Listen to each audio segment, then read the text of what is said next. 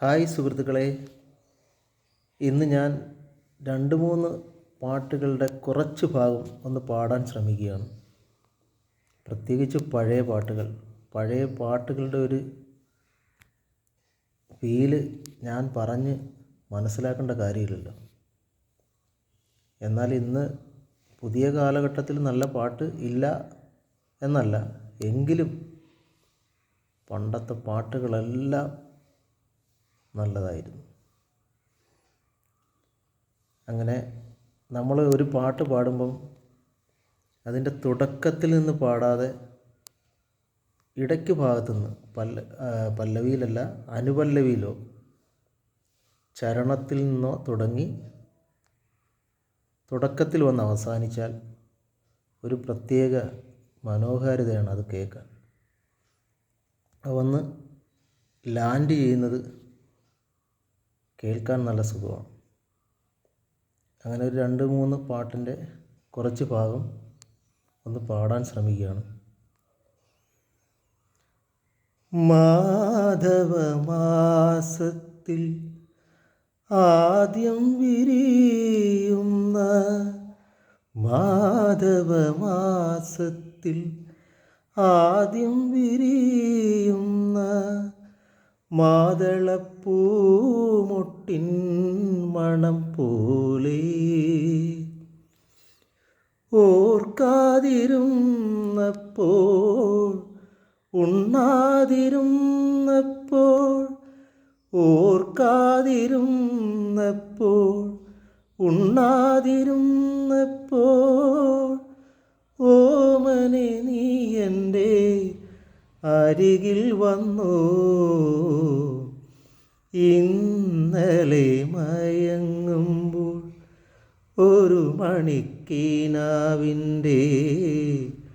പൊന്നിൻ ചിലമ്പൊലി കേട്ടുണർന്നു.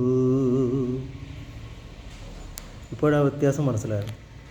ആ ഇടയ്ക്ക് നിന്ന് പാടിയിട്ട് തുടക്കത്തിൽ വന്ന് അവസാനിച്ചപ്പോൾ ഉള്ള സുഖം. ഇനി വേറൊരു പാട്ട്.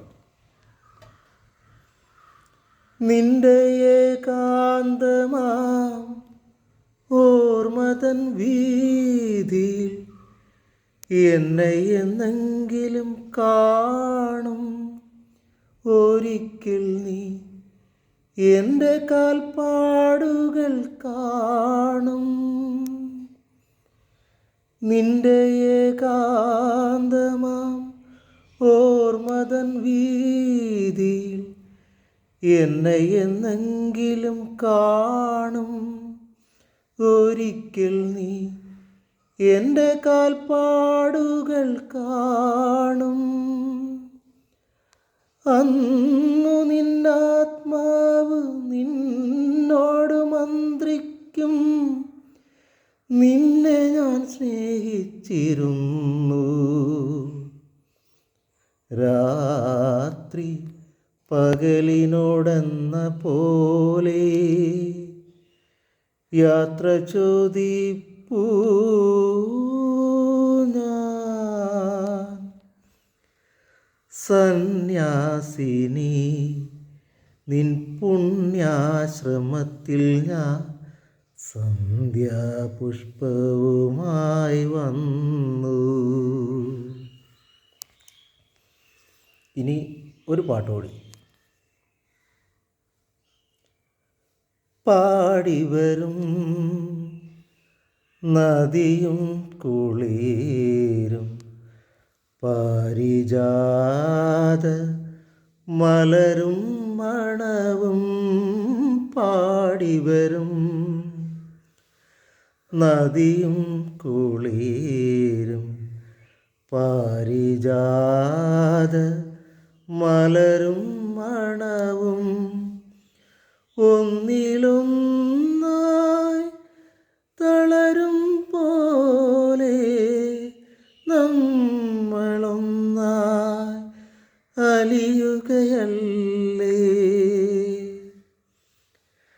അകലെ അകലെ നീലാകാശം അലതല്ലും രാഗതീർത്ഥം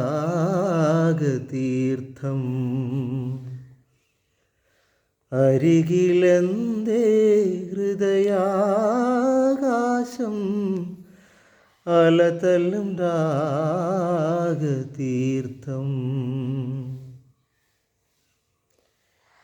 ഇനി അടുത്ത വീഡിയോയിൽ കാണാം.